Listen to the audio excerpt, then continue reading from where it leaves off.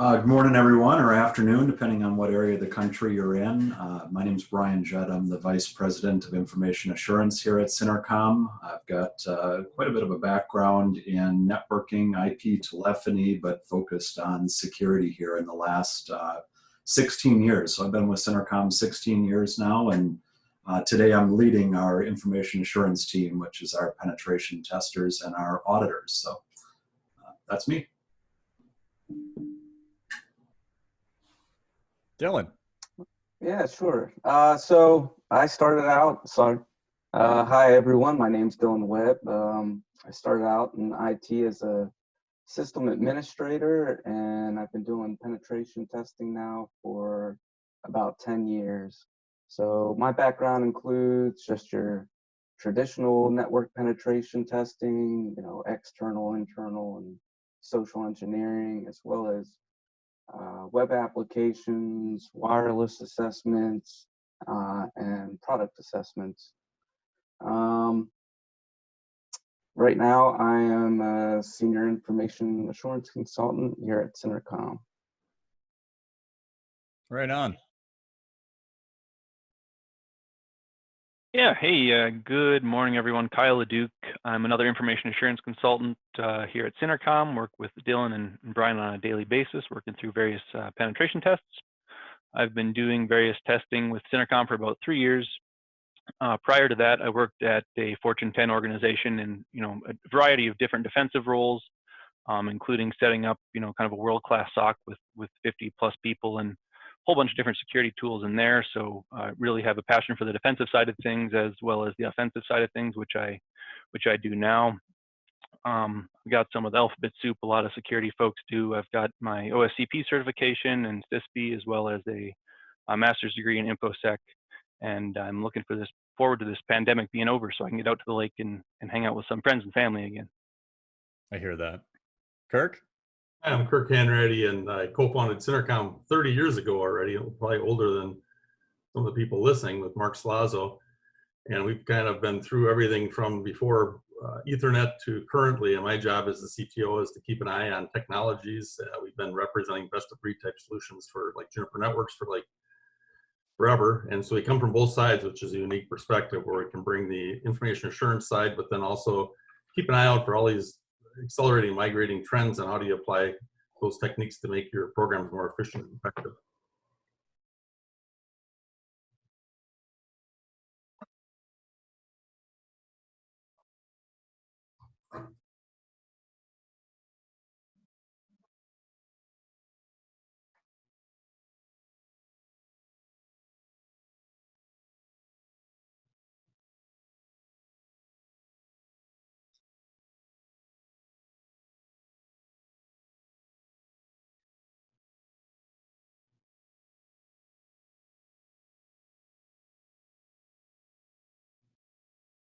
Sure. Why don't I go ahead and jump in and then let the other guys follow. So, to me, a penetration test is a simulation. It's a simulation of a real attack. I like to use the terms skilled and determined to describe the attacker. The one thing that I think you'll find unique is that pen testers are generally much more trained and capable and experienced than a lot of the real criminal bad guys, hackers, stuff out there doing these things. So, it is a simulation of a real attack. We want to make it as realistic as possible. But the great part about it is that the pen tester's ethical and they're careful. They're not a criminal. They're not doing things with malicious intent. I think too, when we talk about definitions of what is a pen test, we talk about maybe some things that a pen test isn't as well. A pen test can't be everything to everyone. And, one of those things is that a pen test really isn't that stealthy, or it isn't covert. We will be noisy. We will, as rapidly as possible, try to find as many vulnerabilities that, could lead to some really serious consequences. So we're looking at what matters. We're reporting it to our clients and basically helping you prevent a real attack. So there's my initial definition, at least. Dylan, Kyle, anything you want to add? Yeah, I mean, to me, a penetration test it's a point in time test, right? Used to try to gauge your organization's overall security posture. And we do this by trying to find as many vulnerabilities as possible, exploiting them, and determining the overall potential impact by tying and chaining some of those vulnerabilities and exploits together.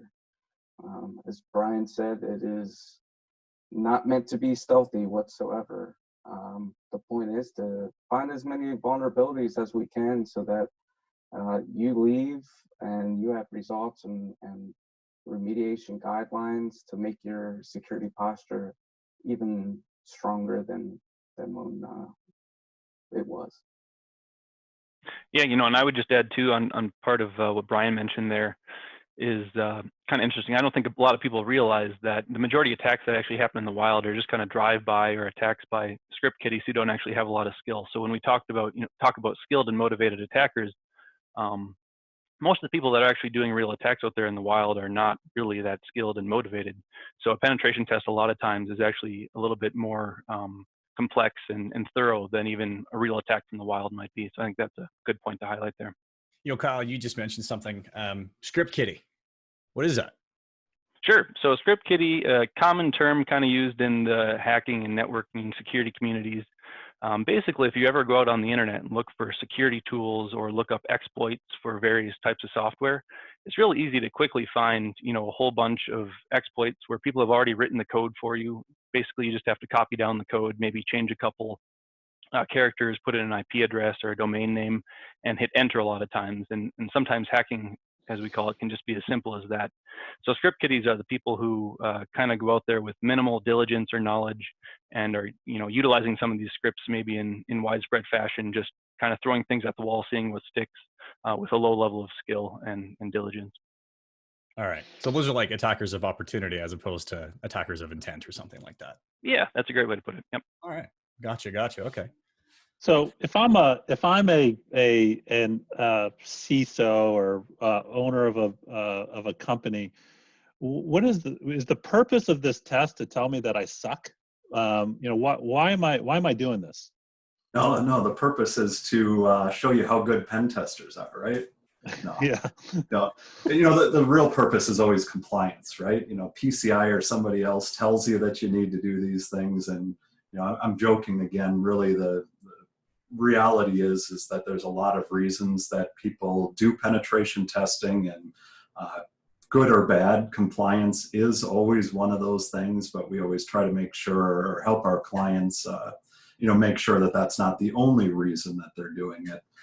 Sometimes, focusing only on credit card information or healthcare information can lead to not finding vulnerabilities and issues that in the protection of other types of information and that type of thing. So, really, what is the purpose? I would say the purpose is for us to help identify and make aware to our clients these vulnerabilities and these attack paths that could lead to either a compromise of their systems or their data, or even the availability of those systems, things like denial of service.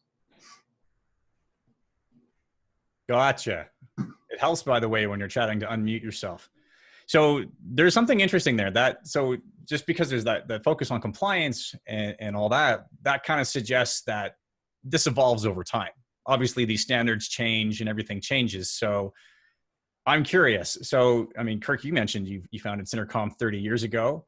How has this changed? Like what's the history of pen testing kind of look like? And then, since we want to get, a little, philosophical here, where do you see it going?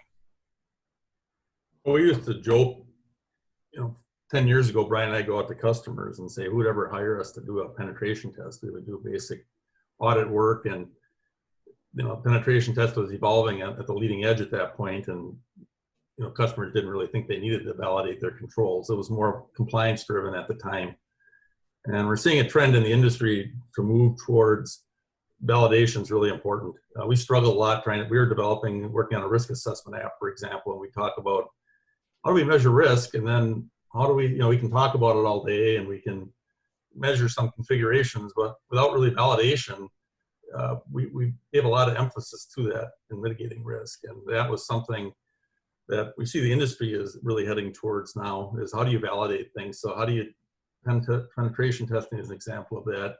Then how do you extend that to teach your people and your processes and tune them to respond better? And then that's getting into things like the adversary simulations we're going to talk about. So those are really the trends that we're seeing that are exciting and fun, because it's, and the other part is the attack surface is getting so big right now. Think about, clouds, and you got your firewalls, and you got all these new technologies like containers, and you've got operational technologies. How do you effectively hit all those surfaces, quickly, and apply policies in a timely fashion? And those are a lot of the challenges on the defensive end, and that's what's unique about us, is we're got both the front end where we're trying to get in, but also the controls, and we can work on tuning those with our customers.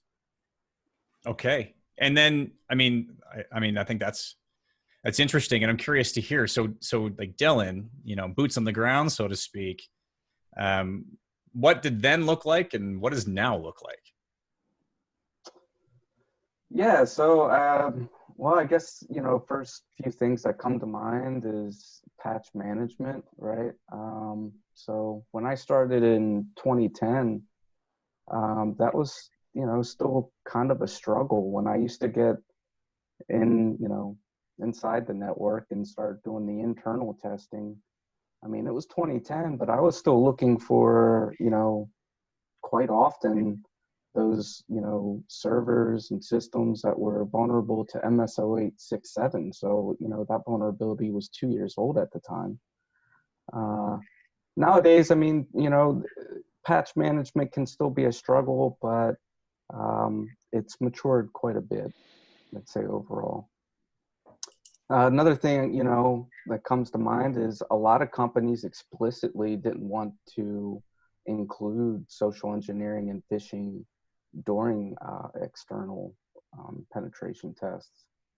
A lot of companies were still working on maturing their security awareness program, so they would kind of leave, phishing as an additional exercise outside of the penetration test. But nowadays you have things like KnowBe4, and organizations have had 10 years to mature that awareness program.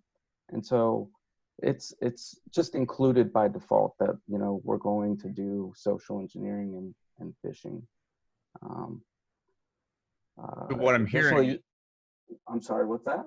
Apologies, I was cutting you off. Keep going. Oh yeah, the next thing that comes to mind, even with web applications, there was a huge surge, in 2010. People finally started to realize the importance of doing web application penetration tests.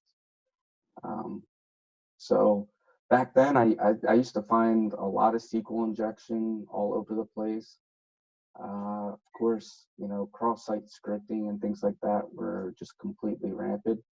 But even just, logic issues and, some kind of oversights and maybe even shortcuts. I used to find like these custom cookies even where, just by switching your cookie, you could just, switch over to either, an administrative role, or just laterally move to a different client, a different user, things like that. And you still see some of those things today. But a lot of frameworks, have been adopted to help protect against those things, and developers understand the importance of security now. So as applications kind of get rebuilt, back then you still see plenty of applications written in, classic ASP, whereas, most applications nowadays, if they're written on top of Windows, they're using .NET framework, which has a lot of built-in security features and functionality for input validation. So things have gotten better, it sounds like, but also evolved. And so, Kyle, they've just changed. The landscape's just changed, right? So, just changed? Oh, gradually over time, Okay. right? Gotcha. So if we take SQL injection, just, for an example, back in 2010, I might not have found that directly in your login page, but, within your user registration, other pages, your forgot password feature. But once you're logged in, different vulnerabilities, like, okay, if I go to change my password and I send that post request, of course, first I need to put in my current password. So I put that in, I send the post request, and, just change the username for, which should be my user, to a different user. Really low hanging fruit like that. Used to find it pretty often. So there's a lot, is what I'm hearing, and it's evolved, which is kind of makes sense. I mean, technology is ever evolving. So Right. that kind of begs the question then. Not all pen tests are created equally. Not all pen testers are created equally. So Kyle, Oh, I got this one for you, bud. What separates a good pen test and a good pen tester from maybe one that's not so great? Well, first off, I want to mention Dylan's talking about exploiting that vulnerability from 2008, the MS-08067 he mentioned. And I think I just exploited that earlier this week. So that's one great thing a pen test can reveal is, something from 12 years ago can still be super relevant today. So that was a good call out. But as far as what actually separates a good test from a bad test, I think the primary thing you're going to get out of a good penetration test is something that a result that meets your expectation as the client. And that's kind of a vague, definition, I'd say. But honestly, you can work with 10 different organizations and do 10 different penetration tests, and very likely have 10, slightly different results that they're looking for. And, a very common goal that penetration tests usually go for is just to acquire what we call domain administrator rights, which is, basically a position where you can access and have control over the majority of the machines within a network. And that's, a good goal to get to. And it's something that a lot of people like to, get in a network, get those privileges, and kind of wipe their hands of it, ship the report, and then say they're done. But, some of the examples of actual goals that we see with our clients, are things like they might have some new firewalls in their environment, and they're looking for us to test the segmentation between those firewalls. So, maybe can the people from the finance department, can their credentials and their computers access things in maybe the healthcare segment of their business? So things like checking segments we're asked to do occasionally. A lot of times our customers want to see if we can find any PHI or PII, personal health information, or other personal identifiable information. And basically that's sensitive information that our customers hold about their customers. So they want to see what can really be revealed in that realm if an attacker were to get in their organization.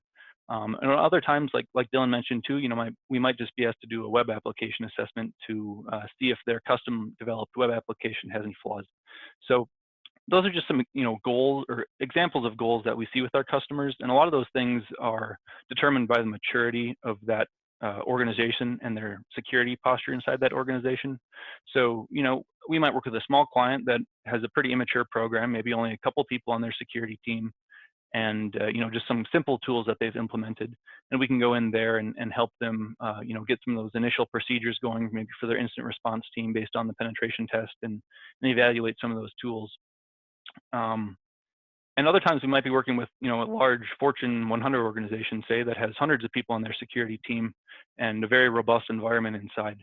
And they're going to have very different goals than that organization I just mentioned that was a bit smaller.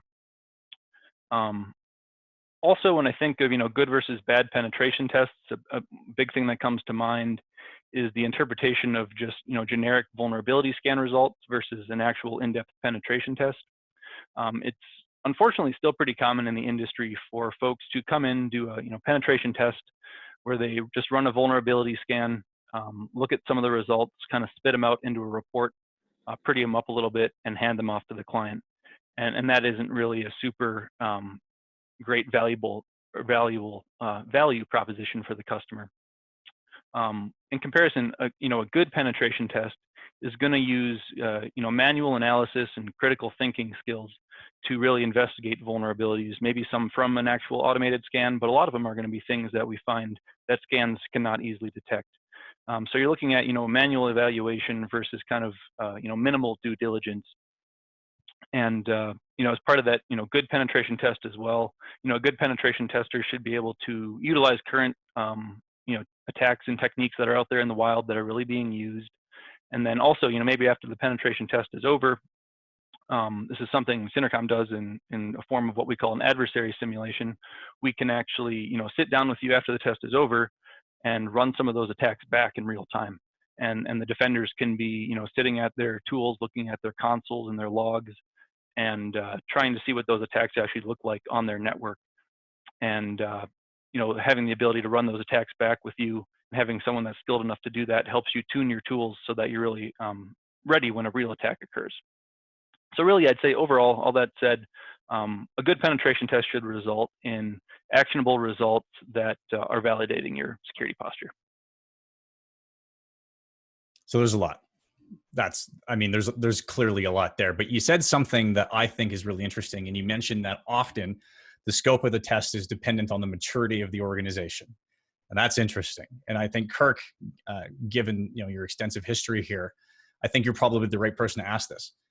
What indicates that an organization is mature, that it's ready to be doing these pen tests in the first place, and that they're actually able to even action these things? You're muted, my man. I don't know how you can hear me? Yep. Sorry, I don't know what happened there. Someone got on mute. The risk assessment process, I think, is huge. That if you're going to do this, if you're going to be mature enough, you need to understand the risk. You need to understand, where's your business headed. You need to understand and be able to communicate that up the ladder to like the board, as well as technically where the rubber meets the road. So the risk assessment really allows you to understand what's your attack surface, what are your important assets. And then what's important then is making sure, in the past, a lot of these attacks that have happened is people went out and invested in tools, best of breed tools that are effective, but a lot of times they get put in and then they really don't get tested or configured. So unfortunately, you get a false sense of security that you've invested in a lot of these platforms, but you've never really tested them either individually or as a system to validate they can actually detect activity in your network and remediate that activity. So that the maturity model starts with risk to the business. That's why this is all there. We're also seeing the trend that, more and more we're seeing from point-in-time testing. How do you leverage that point-in-time testing, like penetration testing we're talking about today, into continuous validation? And the other thing you need to do is, no one has unlimited budgets. So how do you free up resources to do this? And you have to leverage the maturity of the tools that come out, as they now can support some of your new technologies. Also, validating by actually doing testing and then doing exercises to prove that you can actually solve and identify and solve risk, or know that you can't, so that you can do something else to counter that risk. So that's really big. We've talked, like a little plug out, to Juniper. A great example is, I was just watching, they just had their virtual summit, and they were talking about applying, and clouds use tags instead of IP addresses, because in the old world, IP addresses on your premise were fine, but when you get into cloud, those IP addresses are changing all the time. So how do you apply a common policy everywhere? Well, you apply policy based on the tag, and that tag can be applied on your premise or in the cloud or anywhere. So that policy can be applied universally, as opposed to having to understand, well, now I'm in the cloud, I got to do this versus on premise versus somewhere else. So you got to watch new technology and be able to leverage that, as well as automate those tasks that can be automated so that you can focus on what's important to your business. So that's a lot to take in here. I want to go back to like what Kyle was talking about. I mean, Kirk, it really sounds to me like there's a lot of work that goes into these engagements around a pen test. I almost feel like you're probably just shoving pizza underneath the door and telling Kyle not to come out until he's done with his report. done with his test. That's Brian. So I'm not sure how that really goes down. But other than telling me that I'm fat, what's in it for me? I feel like I'm really vulnerable right now. I feel like, man, I just let a kid into my network who's going to really tell me why I'm really fat or I suck or my network isn't vulnerable. I know there's a compliance angle to this, but in respect to the pen test, what's in it for me? Yeah, I'll jump in there. Compliance aside, let's just take that out of the mix. What's in it for you as the recipient of a pen test? I think the most important answer is that you're getting the answers to the test here. A real cyber criminal, a hacker, someone that's going to break into your network, steal your data, destroy your data, whatever it is that their goal is, we're going to come in and do all of these tests and things in a non-malicious way.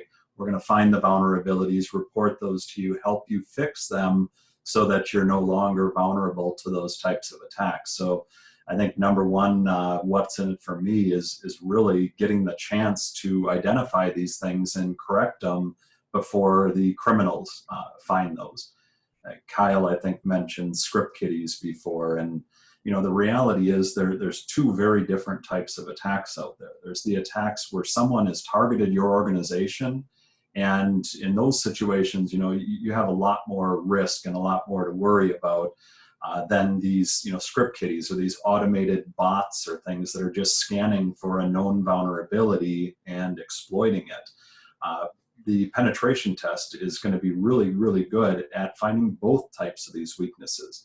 It's going to find the obvious, the things that we like to call, the low-hanging fruit, but it's also going to find these attack paths that are usually a mix of sometimes seemingly unimportant vulnerabilities or low or minor vulnerabilities chained together and can turn into a very successful attack. Social engineer someone with a phishing email, take control of their workstation, use their workstation to attack other systems and servers, working your way up to that most critical data. So really the what's in it for me is that you get to know before the criminals. And I'll tell you, even year after year, we have clients that we've been working with for 5, 6, 7 years in a row on penetration tests. And it's still pretty rare for us to come back with a clean report. There's usually something to be found. And especially when we're talking about doing these things once a year or once every, 15, 18 months, things change. The world of IT is not stagnant. We're moving quick. Vulnerabilities change. And even as Dylan alluded before, the ways that we're pen testing is much different today. In the past, we were focusing on exploiting missing patches and things like that. Now we're looking at areas where users and administrators have been maybe sloppy with their credentials and their passwords, privileges, things like that, and trying to find those and exploit those. So before, a quick question that popped in here that I think it tags on when you talk about doing a pen test once a year, there's a question around continuous pen testing. The specific question is the continuous pen testing on your website, and what is that? I thought that would be a good time just to, maybe you could answer that or address that really quick before we move on to the next part of this. No, that's a great point. And I just said, I think a second ago, that's a lot of companies do these penetration tests on more of an annual basis, or sometimes stretch it out to, a year and a half or something like that. And on average, a lot of, like an external pen test might take a week, 2 weeks, even 3 weeks, depending on the size and scope and things like that. And that's it. We test, we report, we present that out. And let's say that whole process took a month. That means that there's 11 months of the year that you're not being pen tested. And, that is a gap. That is an area that always concerns us, and something that we've been starting to address here over the last couple of years. And, this is not real unique to Centercom, I would say at this point, but somewhat. We offer, exactly what you just said, continuous penetration testing. So instead of just doing that one point in time test, We'll still come in and do that. We'll get a really good baseline. Imagine going to like the doctor and getting a full body MRI scan or something like that, and getting that baseline, knowing exactly where you are today, and then paying attention to every little thing that changes after that and evaluating it. You know, did a new server pop up on the internet or out in Azure or Amazon AWS or something like that? Was it hardened? Was it patched? Was it secured properly? You know, keeping an eye on those things year round, and then letting these guys, you know, sitting here on the call with us today, the human beings, the real pen testers, hop in and evaluate it further. So we can do a lot of, you know, monitoring and paying attention to everything that's changed, and go and evaluate it in real time. I think I think we could go down a rat hole with where you just went there. So I want to shelf kind of anything around that. Maybe we could schedule another session to get really in the weeds there, because I think there's a lot that we could talk about. But Cam is obviously itching at the belt to keep this thing moving forward. So let's I think maybe offline we could talk about doing another talk around the concept of continuous pen testing. I think that would be a great conversation to have. Yep, that'd be great. So first off, I'm not itchy. I'm confused. And I'm confused because there seems like there's actually like a disconnect here. Because I heard earlier, I think it was Dylan that mentioned it, and Kyle touched on it as well, that a lot of the stuff that's out there right now has better security tools built in. And a lot of these organizations have better security tools. You know, we've got AI-enabled stuff coming out. We've got better firewalls than we've ever had. We got cloud security. We got all this stuff going on. But then Kyle mentions he just exploited a 12-year-old vulnerability. There's a disconnect. Where is this disconnect? Yeah, I'll start there again. You know, the disconnect is often the follow through. You know, a lot of organizations are going to spend a lot of money, a lot of their IT and their security investments in the best firewalls, the best threat and intrusion prevention, proxies, gateways, endpoint controls, you know, you name it. There is an amazing group of solutions out there today that can go a very, very long way to protecting your systems. But the reality is that any one of us can go purchase anything. We can plug it into power, plug it into the network, and that isn't where the job finishes. You know, the best firewalls get slapped in and basically get configured with the old config from 10 years ago, because it's just easy to get it in and up and running and that type of thing. And the time and diligence isn't spent then on hardening it and configuring it and what I like to say, tuning it, you know, actually making sure, testing it, making sure that it's catching the types of attacks and things that it should, that it alerts and prevents and all of those things. So, you know, one of the things we didn't really touch on yet of the goals of a pen test, or maybe it was back in that definition of a pen test, is that part of the reason for doing pen test is just that, to validate the effectiveness of your controls. You've bought these firewalls and endpoint solutions. Let's make sure that you put them in right and that they actually work as advertised. Yeah, I mean, tuning your products, but also, you know, really understanding them, right? Like understanding their limitations and if they need to be tuned, right? So there is no silver bullet. I know that sounds completely cliche, but the point is that you can, you know, only really reduce the overall risk to your organization. You can never actually eliminate it, right? Yeah, that makes sense. You know, I wanted to jump in one more time too, because a thought just came up, and Dylan mentioned and Kyle mentioned this before as well, about some of the adversary simulations and things that we're doing with clients.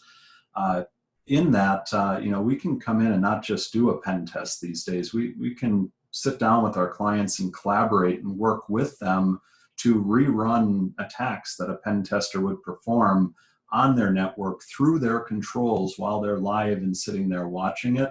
So imagine how much more beneficial it is to you as an IT security person, instead of just receiving a pen test report and saying, you know, hey, we ran these attacks and it worked and we win, you lose, you know, type of thing. We can sit down and run the same attacks then through your controls. You monitor them, you get the opportunity to tune and improve them, you know, pen testing can be more than just a service that we perform on your behalf and hand you a report. It can become very collaborative and really even a training exercise, right? You know, if we can show you how attacks move through your network and how to better tune your controls, how to better identify and alert on those types of things, a pen test can be just as much of a training for your defensive team as it is an exercise of finding vulnerabilities. So I want to get a little bit of a layer deeper. I know we've covered some of this as far as the role of a pen test.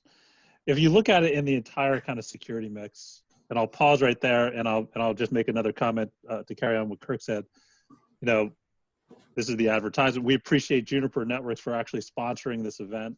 It's very helpful in getting the voice out into the community, and they made this possible. So I really appreciate them participating in it. But so Kyle, when you look at the overall security mix, how does a pen test fit into that? Yeah, I think kind of piggybacking what Brian just said, I really think the primary purpose and value you're going to get out of a penetration test is validating the security and network tools, as well as people that an organization has implemented basically to defend itself. You could have best of breed stuff like Kirk was talking about, and some new IPS and IDS stuff like Brian was talking about implemented in your network. But even though you have those tools and you have people that are probably supposed to follow some procedures that revolve around, incident response or utilizing those tools, how do you really know that any of those things are operating like you need them to be when a real attack is occurring? So a penetration test can help you validate that you either do or do not have the right tuning in place or the right procedures in place. Additionally, kind of also penetration test gets thrown into the security mix when it comes to identifying attack paths.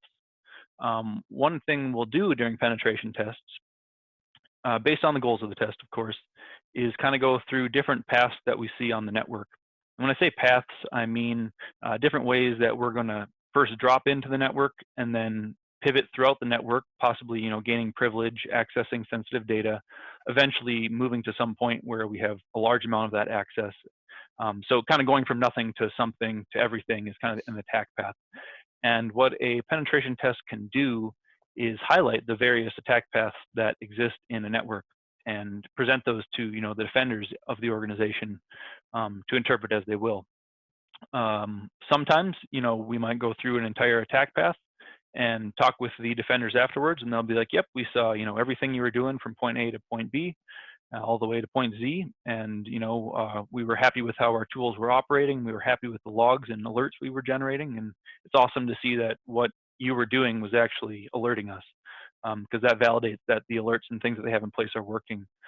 Other times, we'll go through maybe a different attack path to somewhere else in the network and talk with them afterwards, and they'll be like, "Yeah, we have no." They'd be flabbergasted because they would just say, "We have no idea you were doing any of that.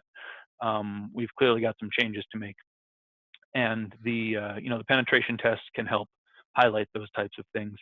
Really, ultimately, at the end of a penetration test, you're going to get a report, an in-depth report of what happened, and a conversation with the penetration testers that did the work.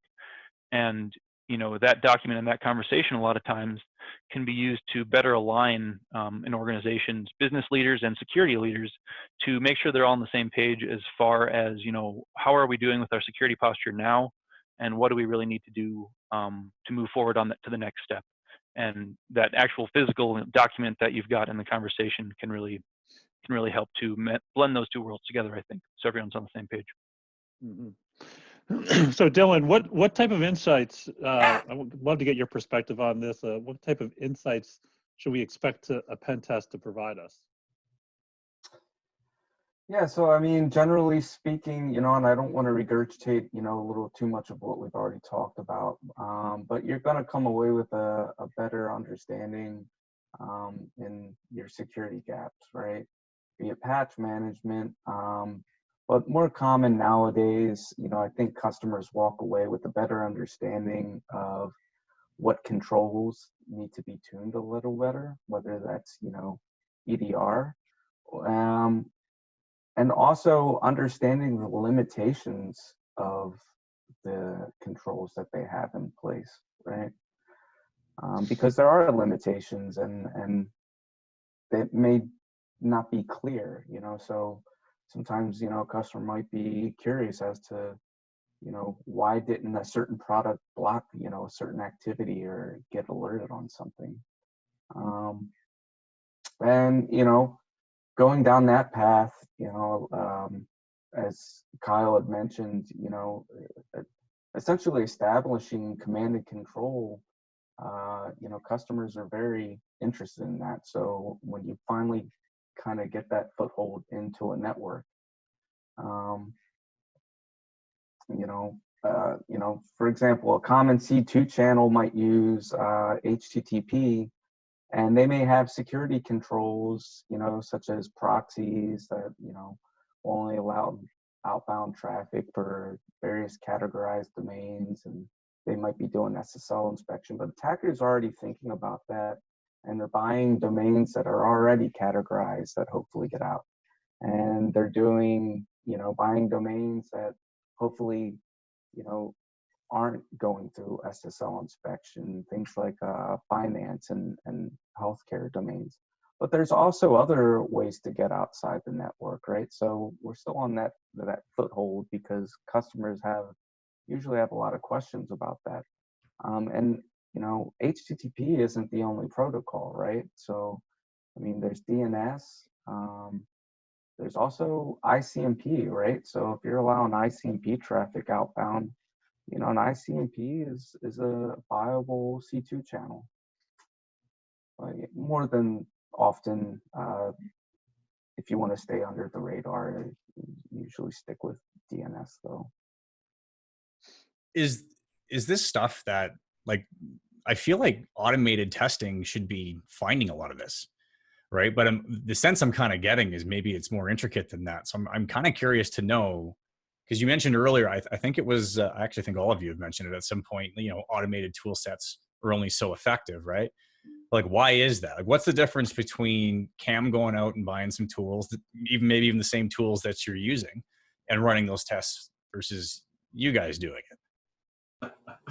Yeah, and there is always that, right? These tools are readily available out there. Just like I could probably go and buy all the surgeon's tools and attempt an open heart surgery. Cam, I think you mentioned to me the other day, anybody can buy a race car, right? But you may not be a great driver once you hop into that. So there is definitely a place for tools. There is a place for automation.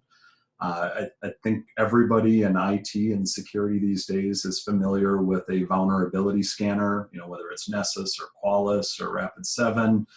These scanners are very, very common. If you don't already own a scanner, you should. Our pen tests are not a replacement for doing good regular monitoring and scanning and things like that you can do with automation. We get asked a lot when we sit down and talk with new clients or just about anybody out there, actually, like, what tools do you use? What are you guys using? And I laugh a little bit at that question, but I think it's also an awesome introduction to a discussion that needs to be had. And that's the fact that these tools are just that. In the hands of a good experienced pen tester, they make you very efficient and very good at what you do. But the reality is that, just running automation against your systems to scan and look for vulnerabilities will find a lot, but it's not going to find the things that the pen tester is looking for. And I don't want to say the things that really matter, because it all matters. Any exploitable vulnerability matters. But if you can buy a $2,000 copy of Nessus and find out all that really, really low-hanging fruit, then you should be doing that. In fact, you must be doing that. And the pen test is going to be everything that comes after that. So there's a buildup here, because this conversation, there's been a lot, pen testers are ethical, and we're super good, and we're smarter than the script kiddies and all this kind of stuff. And that's all probably very true, right? But then there's also we went from back in the day just exploiting patch exploits and all that kind of stuff to like social engineering. And I'm not going to lie, like, if I'm an organization, like, how do I know what I want, right? And more importantly, Like, how do I make sure that I'm asking the right things and the rules of engagement, so to speak, align with my goals? Because I probably don't know. Yeah, yep. And I think I heard a couple different questions in there, one of which is around this, what should we do, or what's the scope ultimately of this engagement look like? And that varies quite widely. So imagine a very, very large organization, a Fortune 100. They're probably already doing dozens of different types of penetration tests during the year. They might be, doing external in one project, internal in another, their web and mobile applications in yet another, wireless could be another, even like physical, trying to break into facilities and data centers and things like that are scope options there. But a smaller organization, has a much more manageable IT program and targets and things like that for an attacker or a pen tester to go after. So often in a smaller or mid-sized company, we do it all in one engagement, where in a large organization, it might have been many little projects. Can I interject for just a second here? Break into facilities? What do you mean? Little of that from time to time. We'll call it a physical pen test or an on-site penetration test. And if you've watched the news recently, you've probably seen a couple handsome penetration testers wearing orange jail uniforms. And, I think that you mentioned that word rules of engagement before. So physical pen testing is a thing. Breaking into buildings and facilities is something that pen testers do from time to time. We're always going to be very careful here at Centercom. We tend not to do these things after hours or when there's building alarms set, or even worse in this scenario out in Iowa, it was sheriffs in a courthouse. So your odds of getting yourself in some real trouble in physical testing become a lot easier than in other types of testing, right? So just to confirm, you weren't one of those handsome pen testers in an orange uniform? Not from pen testing, anyway. All right. So when we, we've got a couple questions here, so I want to make sure we get to this piece before moving on to the Q&A. I know we're coming up to our hour here, but what do we need to know when hiring a pen tester? Like, what are the kind of the filters that I should be looking at? Yeah, so I guess I'll jump in on that. You should be looking for experience, right? A career in penetration testing naturally leads into also becoming a good security consulting and seeing the bigger picture, right? An experienced pen tester is going to take note of any other vulnerabilities that were identified along the way, but may not have been used as part of their attack path during the actual penetration test. So, an experienced tester is thinking ahead and saying, if they don't fix this vulnerability, then it very well could be likely that I exploit it during the next pen test, or even worse, that this company has a breach before then and a real attacker exploits it. So I'm going to point that out to a customer, right? And even though I may need to reduce the risk rating because there are bigger fish to fry, so to speak, I'm also going to explain it to the customer. Like, I've literally told clients, I rated this as a moderate because it wasn't exploited in my attack path. So it's hard for me to justify it as a higher risk rating without knowing for sure the potential impact.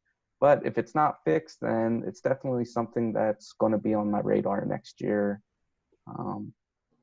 As far as skill sets, I mean, they should align with the project in hand. So ask for a professional bio and ask yourself, is this a match? Certifications are great, but as Kyle said, don't be fooled by alphabet soup either, right? Some certifications are much easier to obtain than others. It's also good to know what they did before becoming a pen tester, right? Were they a defender? Were they a sysadmin, a network engineer, or a software developer, right? Personally, I think having some of that type of experience, that IT background, definitely brings something to the table.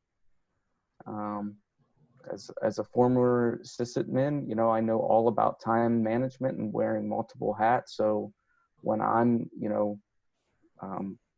putting together my findings, I'm looking at risk, but also, prioritizing what you can fix quickly and what would have, the most impact from closing those security gaps. As far as questions that you should ask, again, ask about their experience, ask for a professional bio. But I also think it's important to key in on questions that maybe the pen tester didn't ask, right? So if you're asking for a web application penetration test and you're shopping this around to a few different consulting companies and they haven't asked for a demo of the application, to me that's odd, because how are they scoping it? The more questions that they're asking, I think you're in better hands, right? And it's kind of funny because I'll end up asking a lot of questions, and sometimes clients, especially new clients, will actually think that this is some kind of like social engineering tactic for me. Where at the end of the day, like, I really just want to make you sleep better at night, right? So if I ask you, what's keeping you up at night? What is a worst case scenario? I have my own ideas of what your worst case scenario is, but I shouldn't make any assumptions.